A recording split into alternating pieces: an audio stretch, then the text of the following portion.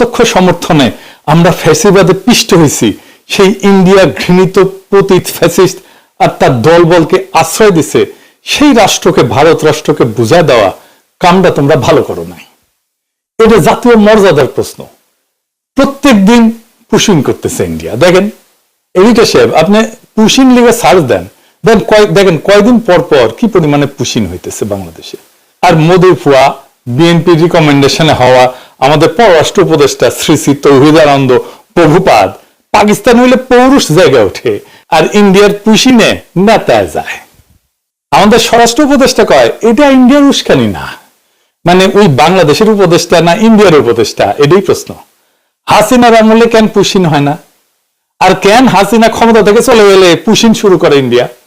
India দেখেন বাংলাদেশ থেকে পণ্য আমদানিতে নিষেধাজ্ঞা দিছে। ওই মাসে, যে মাসে নিষেধাজ্ঞা দিছে, ওই মাসে প্রায় 18% আমদানি বাড়াইছে বাংলাদেশ। দেখেন, এমনকি এই বছর মে মাসে আইসাও বিবিসি রিপোর্ট করতেছে ইন্ডিয়া থেকে পণ্য আমদানি কমে নাই, বাড়ছে। শুধু তাই না, ইন্ডিয়া থেকে চাল আমদানি করবে সরকার, চুক্তি ফুক্তিও করে ফেলেছে। আর ইন্ডিয়া একের পর এক বাংলাদেশের পণ্য আমদানিতে নিষেধাজ্ঞা দিয়ে যাচ্ছে। পরপর 3 মাসে 3 বার নিষেধাজ্ঞা দিচ্ছে। দেখেন, এর মধ্যে মাইলস্টোনের দুর্ঘটনা হইল। ইন্ডিয়া কইল ডাক্তার পাঠাবো, আর আমাদের স্বাস্থ্য মন্ত্রণালয় লাল ফেলাইতে ফেলাইতে ফেলাইতে রাজি হয়ে গেল। আসলো ইন্ডিয়ান ডাক্তার। আমি কইলাম স্বাস্থ্য মন্ত্রণালয়ে আমাদের ডাক্তারের এই বার্নের রোগীদের কোন চিকিৎসা দিতে পারবে না যে ইন্ডিয়ান ডাক্তার দিবে? চুপ করে থাকে, কথা বলতে পারে না, উত্তর নাই তো। কেন তারা কইতে পারে না যে ভাই ধন্যবাদ, আমরা নিজেরাই পারবো? এর মধ্যে প্যাটেল ইলিশ, গতবার আমরা মেলা হাউকাউ করেছিলাম না, সেটা তারা পাত্তাই দেয় নাই। যেন ইলিশ ওদের বাপের, বাংলাদেশ মনে হয় ওদের বাপের জমিদারি। ইন্ডিয়ার ভয়ে থরহরি কম্প এদের। ইন্ডিয়ার সাথে ডিলিংস বাদ দেন, আওয়ামী লীগের মিছিল ঠেকাতে পারে না, এতই অপদার্থ এরা। ইন্ডিয়ার সাথে সম্পর্ক উন্নয়ন করবে, ইন্ডিয়ার সাথে আমাদের সমস্যাটা কি সেটা জিগান উপদেষ্টাদের কইতে পারে কিনা, কোন ন্যারেটিভ আছে কিনা? হাসনাত আব্দুল্লাহ কইছে যে এই সরকারের যে কোনো ব্যর্থতা আমাদের দোষ দেয়। দিলেই তো। এই সরকারকে কে বানাইছে? ওয়াকার, ছাত্ররা আর আসিফ নজরুল। তো দায় নিবা না কেন? পুরা জুলাইকে তো তোমরা মিডিল ক্লাসের ন্যারেটিভ বানাই ফেলছো, যেন মিডিল ক্লাস আর ঢাকা ইউনিভার্সিটির ছাত্ররা জুলাই করেছে। যেহেতু মিডিল ক্লাস এটা একা করে নাই, বেশিরভাগ করছে দরিদ্র প্রান্তিক মানুষেরা, তাই জুলাই দুর্বল হয়েছে, তারা সরে গেছে, তোমরাও দুর্বল হয়েছে। ওই রাজপথের শক্তিটা দূরে সরে গেছে। যাই হোক, এই ইন্ডিয়া প্রসঙ্গে একটা গল্প মাথায় আসলো যে কেন প্রফেসর ইউনূসের সরকারের এত ইন্ডিয়া প্রেম, এত বাম্বু খেয়েও ঠিক হয় না। এক মহিলা তার হাজবেন্ডকে ডিভোর্স দিছে। তো ডিভোর্স দেওয়ার 2 বছর পরে মহিলার পেটে বাচ্চা এসেছে। তো মহিলারা সবাই জিজ্ঞাসা, তোমার না ডিভোর্স হয়েছে? তো মহিলা কয় হ্যাঁ হয়েছে, তবে ওই মাঝে মাঝে মাপ চাইতে আসে। তো ইন্ডিয়া মাঝে মাঝে প্রফেসর ইউনূসের সরকারের কাছে মাপ চাইতে আসে। যাই হোক, আজকের বিষয় ছিল নারী আসনে সরাসরি ভোটের বিষয় নিয়ে আলাপ করা।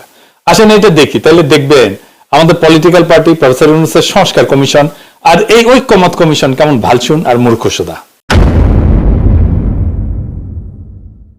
বাংলাদেশের সংসদে এতদিন 50টা নারী কোটার আসন ছিল। তো সংবিধান সংশোধনী কমিশন সেটা বাড়ায় নারী কোটার আসন 100তে বাড়ানোর সুপারিশ করেছে।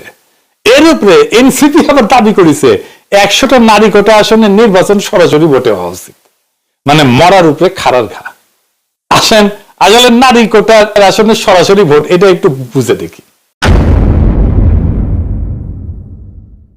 প্রথমত আসি নারীদের জন্য আলাদা কোটা নিয়ে। এটা একটা গোত্র বা গোষ্ঠীর আলাদা রিপ্রেজেন্টেশন কখন দরকার হয়? পৃথিবীর ইতিহাসে কি এমন নজির আছে সে আলাদা রিপ্রেজেন্টেশন দিয়া সে গোত্র করে কি? খায় না মাথায় দেয়?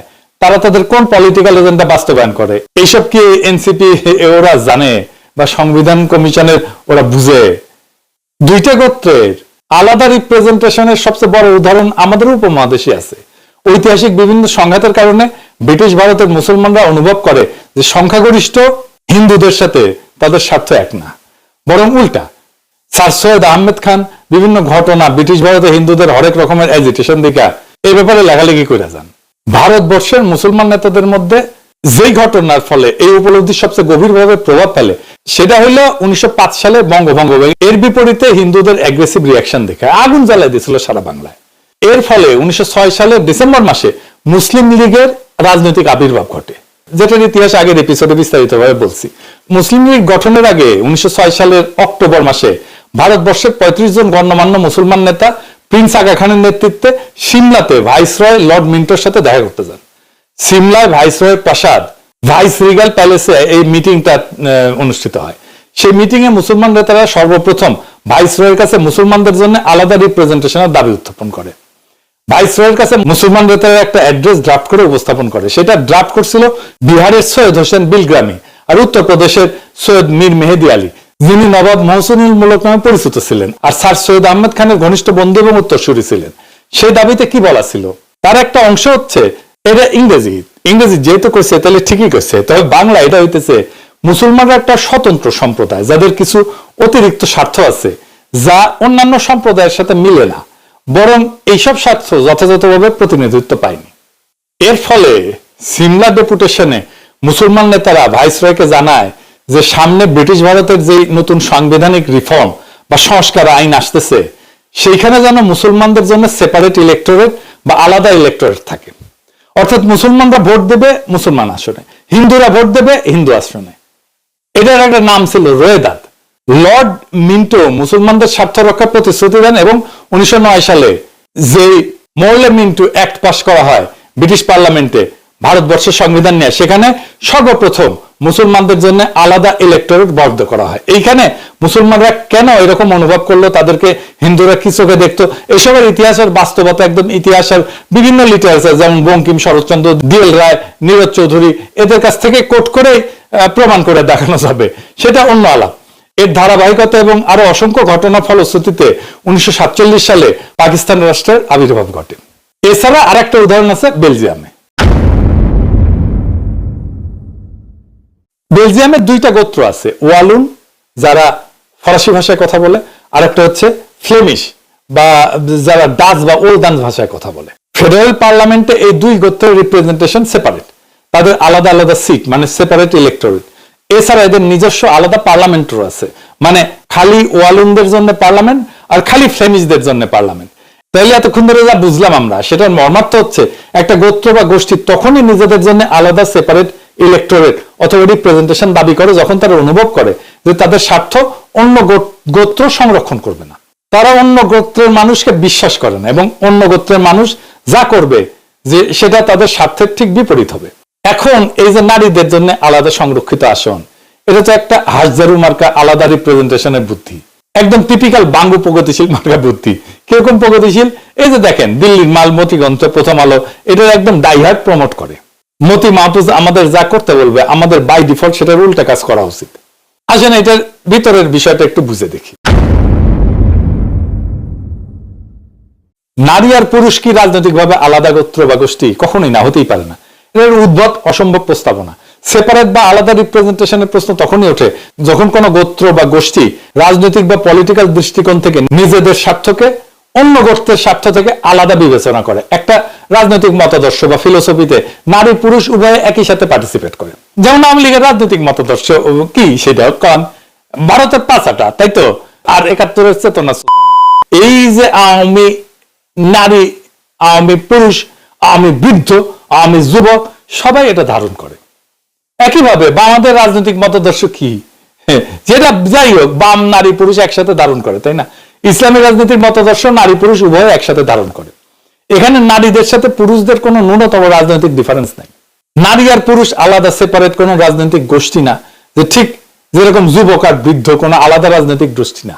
কাউকে কি কোশ্মিন কালেও কোনো প্রস্তাব আনতে শুনছেন যে বৃদ্ধদের জন্য আইনসভাতে আলাদা সিট লাগবে, 40 থেকে 50 বছর বয়সের জন্য আলাদা সিট লাগবে, 20 থেকে 30 বছর বয়সের জন্য আলাদা সিট লাগবে? না, শুনেন নাই। এটা বলার সময় আমার ভয় লেগেছে যে কওয়া যায় না, বাঙ্গুলেন তো সবই সম্ভব, হয়তো সামনে কেউ এরকম দাবি তুললেও তুলতে পারে, অথবা আরো এরকম উদ্ভট দাবি উঠতে পারে। যেমন যে সমস্ত মেয়েদের চুলের রং সোনালী আর ব্রুনেট, যাদের চুলের রঙে গাঢ় বাদামি, তাদের জন্য আলাদা আলাদা সিট লাগবে। যদিও বাংলাদেশের অধিকাংশ মেয়ের চুলের রং কালো, কিন্তু পাশ্চাত্যে কিন্তু ব্লন্ড আর ব্রুনেটদের মধ্যে রেশারেশি আছে। এখন এই বাঙ্গু লজিকে চুলের রং অথবা চোখের রঙের উপরে ভিত্তি করে তাহলে সংসদে আলাদা সিট থাকতে পারে। নারীদের রাজনৈতিক পরিচয় আর স্বার্থ কি পুরুষদের থেকে আলাদা? না, একদম না। আমি একজন নারী, ভারতীয় আওয়ামী বাম দালাল, যেমন লাকি আক্তারকে যেরকম অপছন্দ করি সেই একই রকম ভাবে অপছন্দ করি পুরুষ অমিপিয়াল আর এই যে হিজরা নাকি মুন্নিশা অনেকে কয়। তো এখানে নারী পুরুষ হিজরা তো ম্যাটার না, ঠিক এর উল্টা আমি জুলাই আগস্ট বিপ্লবের এই বিপ্লবী নারীদেরকে ঠিক ততটাই রাজনৈতিক ভাবে আপন মনে করি যতটা করি জুলাই আগস্ট বিপ্লবের বিপ্লবী পুরুষদেরকে। ওই যে বিএনপির ব্ল্যাকমেল কুইন রুমিন পারানা আর ফজা পাগলা দুটোই আমার একই রকম রাজনৈতিক শত্রু। এখানে নারী পুরুষের তো কোনো প্রশ্ন ওঠে না। যদি কারো আলাদা রাজনৈতিক স্বার্থ বা ইন্টারেস্ট নাই থাকে তাহলে আলাদা সেপারেট আসন প্রস্তাবে আনা তো পুরা স্টুপিডিটি, এটা বোগাস একটা দাবি। বাঙ্গুরা তো নারীদের জন্য আলাদা 100টা আসন চায়, যেখানে এনসিপি আবার দাবি তুলছে ওর উপরে গদের উপরে বিস্ফোরা সরাসরি ভোটে নারী প্রার্থী নির্বাচিত হবে। তো নারীরা কি তাহলে সেপারেট ইলেক্টরেট দাবি করতেছে? যদি তাদের জন্য আলাদা আসনই বরাদ্দ থাকে তাহলে তো সেপারেট ইলেক্টরেট হয় যুক্তিযুক্ত। এসব আবালদের যদি এই প্রশ্ন করেন দেখবেন মাথা চুলকাইতেছে, কারণ তারা বুঝেই না তাদের দাবির মানে কি। আন্দাজে কয়েকটা টার্ম শব্দ শুনে অল্প বুঝে বা না বুঝে সেটা নিয়ে লাফানো শুরু করে। ব্রিটিশ ভারতে মুসলিম আর হিন্দুদের মধ্যে যখন সেপারেট ইলেক্টরেট হয় তখন সেটা ছিল মুসলমানদের জন্য আলাদা আসন, যেখানে মুসলমানরা তাদের প্রার্থী নির্বাচন করবে, আর হিন্দুরা হিন্দুদের জন্য আলাদা আসন, যেখানে হিন্দুরা তাদের নিজের প্রার্থী নির্বাচন করবে। বেলজিয়ামে ওয়ালুন আর ফ্লেমিশদের একই সিস্টেম। তো নারীরা যেহেতু আলাদা 100টা আসন চায়, সেখানে কি খালি নারী ভোটাররাই ভোট দিবে? মানে নারী এমপিদেরকে কি খালি নারী ভোটাররাই নির্বাচিত করবে? যদি এর উত্তর চান দেখবেন যে মাথা চুলকাইতেছে। উত্তর যদি হয় হ্যাঁ, তাহলে সেই নারী ভোটাররা কি পুরুষ বা কম্বাইন্ড আসনেও ভোট দিবে? তো এখন এরা কইবে যে হ্যাঁ অবশ্যই দিবে। তাইলে তো নারীদের ডাবল ভোট হয়ে গেল, মানে একজন নারী ভোটার 2বার করে ভোট দিচ্ছে, যেখানে পুরুষরা 1বার করে ভোট দিচ্ছে, যেটা গণতন্ত্রের একদম মৌলিক নীতি 1 পারসন 1 ভোট। এই মূল নীতির বিরুদ্ধে। বিশ্বের কোথাও এরকম উদ্ভট সেপারেট রিপ্রেজেন্টেশন সিস্টেম নাই। আর ধরেন যদি এটা সেপারেট রিপ্রেজেন্টেশন সিস্টেম হয় তাহলে নারী তো অর্ধেক বাংলাদেশের, 300 আসন পুরুষের আর 100 আসন নারীর, এটা কোনো ইনসাফ হইল? আবার দেখেন এটা যদি বলেন তখন ওরা কবে হয়তো যে না না নারী আসনে নারী পুরুষ সবাই নির্বিবাদে ভোট দিয়ে খালি নারী প্রার্থীদের নির্বাচিত করবে। তো নারী আসনের মূল লজিকই তো হচ্ছে নারীদের স্বার্থ পুরুষদের হাতে নিরাপদ না। তসলিমা নাসরিন থেকে শুরু করে সব বাঙ্গু প্রগতিশীল নারীবাদীদের তো একটাই থিওরি। তো ধরে নিলাম সেটাই যদি হয় তাহলে নারীরা কেন নিজেদের জন্য সেপারেট রিপ্রেজেন্টেশনে পুরুষদের ভোটাধিকার প্রয়োগের অধিকার দিবে? আজ ব্যাপার না। যখন ব্রিটিশ ভারতে হিন্দু মুসলিম অথবা বেলজিয়ামে ওয়ালুন ফ্লেমিশ সেপারেট ইলেক্টোরেট হয় আর দুইটা গোত্র বিশ্বাস করে একে অপরের স্বার্থ রক্ষা করবে না, তখন তারা নিজেদের আসনে অন্য গোত্রকে কখনোই ভোট দিতে দেয় না। তো যদি এটা নাই হয়, মানে একটা গোত্রের আসনে যদি আর একটা গোত্রের মেজরিটি মানুষ এসে ভোট দিচ্ছে, তাইলে তো পুরো সেপারেট ইলেক্টোরেট বা রিজার্ভ সিটের পারপাস বা উদ্দেশ্যই মাঠে মারা গেল। মানে বাংলাদেশ স্টুপিডিটি মাঝে মাঝে আমার মাথা রক্ত উঠায় দেয়। নারীদের সংরক্ষিত আসনে যদি পুরুষরা ভোট দিতে পারে তাহলে নারী পুরুষের আলাদা আলাদা আসনের দরকার কি? আর নারীদের জন্য সেপারেট সিটের দরকার কি? পুরো ব্যাপারটা এতই বোগাস, এতই বুলশিট যে বিশ্বের কোন পাশ্চাত্য দেশের আইনসভায় এরকম নারীদের জন্য আলাদা সংরক্ষিত আসনের কোন বিধানই নাই। আছে? নাই।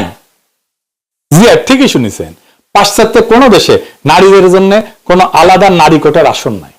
পাশ্চাত্যরা তো নিজেদের নারী স্বাধীনতা নারী ক্ষমতায়নের সূতিকাগার বলে মনে করে, বাঙ্গ প্রগতিশীলরা তাই বলে।